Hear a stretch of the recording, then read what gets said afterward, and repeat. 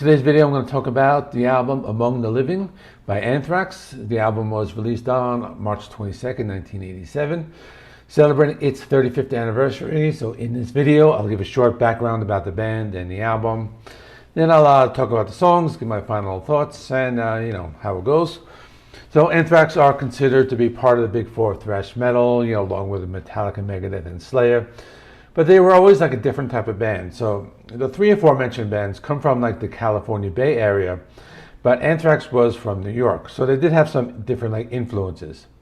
So most of the Bay Area thrash bands were influenced by heavy metal and the new wave of British heavy metal. But Anthrax was more like heavy metal and like hardcore, and that can be heard in their sound.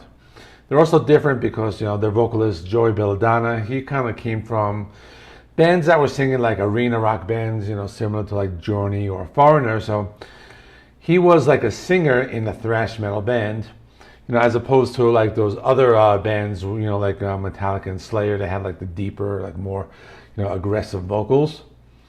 So this album, Among the Living, is actually dedicated to Cliff Burton. He died about 6 months prior to the release of this album.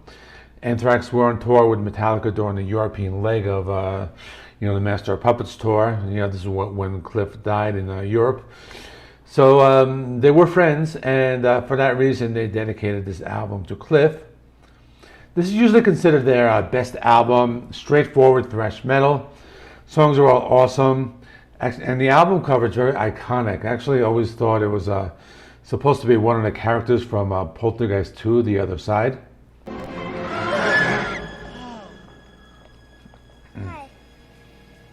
Lost, sweetheart?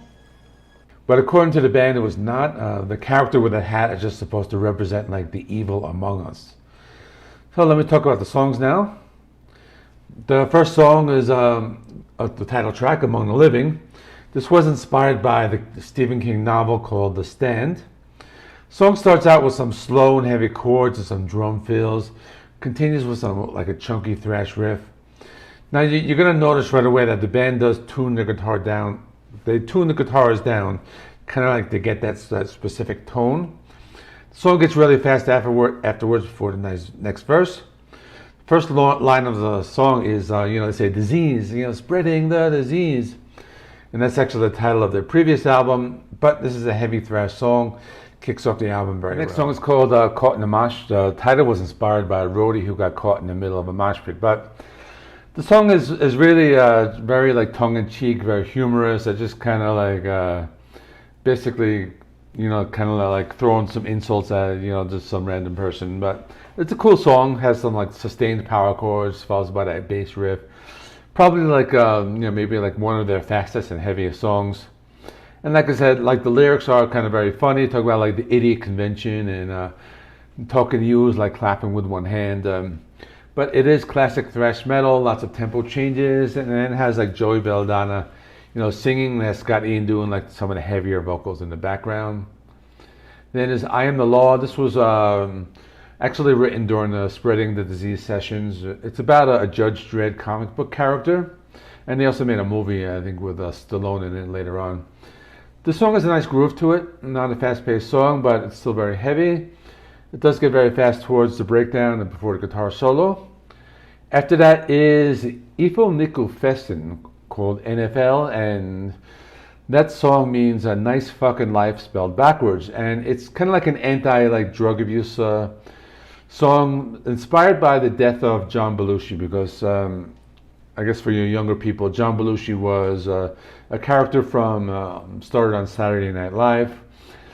He was in those National Lampoon movies, but he had a drug problem and he overdosed around that same time. So that's who he is. Now people actually like ask if this is about like the National Football League when they think N.F.L, but they actually don't really like listening to the lyrics when they ask that. But definitely another heavy thrash metal song, lots of chunky riffs, and it has those kind of like those like semi like humorous lyrics, but also like dealing with a very serious topic.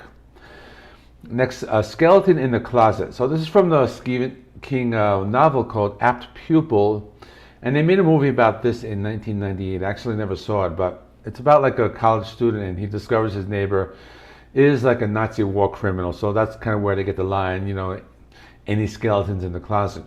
So it does have some chunky riffs in the intro, nice galloping riffs during the verses, heavy thrash song.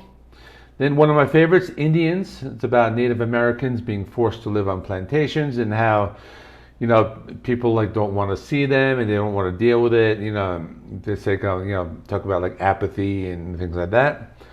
It's a very iconic song. Has that like tribal sounding drums and has all that like melodic lead guitar riff. Almost, it's a tune that I've heard before. I'm not really sure exactly what it is, but it has some heavy riffs, fast drum beat, and really great breakdown. The part, Scott Ian, he screams like "War Dance," and it goes into that like breakdown riff. Really love that part. After that, One World. Now they're talking about the risk of nuclear war. They mentioned like the Russians. Why would they want to like destroy the planet when they like to live here too? Back in the late '80s, that was kind of like a big issue, and I kind of like we have circled back to that actually, but it is a cool song with like a slow building intro and sustained power chords, lead guitar riffs played higher on the guitar, and the song's a thrasher. Lots of like galloping riffs and heavy drum rhythms. Next, A.D.I, The Horror of It All. So kind of like a two-part song. The actual second part of the song is about the death of Cliff Burton. First part is an instrumental with these acoustic guitars playing some chords and like arpeggios. At first it kind of sounds like a little like southern rock, but then it comes more like a haunting type of a tone. They're actually one of the first thrash metal bands to kind of like do those like arpeggio intros with that like haunting tone. I know like Sepultura did it later, and I know Metallica did it maybe like before them. But now this was followed by another 2 minutes of like instrumental, and then at the 3-minute mark the lyrics do come in, and they're talking about they're mostly like feelings about like the loss of Cliff Burton. And again, the entire song is like 7.5 minutes, with the instrumental. And the final song, Imitation of Life, talking about how people are fake, especially in the music business. Now, the song's a little different. It starts with some slower, like doomier riffs, but the song actually does get fast and heavy as it progresses, and probably one of the fastest paced songs on the album. They kind of do the thing that like Metallica does, where they kind of like end the album with like a really fast and heavy banger. Really great song to close the album. So, in conclusion, I would probably say this is maybe my favorite Anthrax album. And it's just straightforward thrash metal. All the songs are heavy, very fast paced.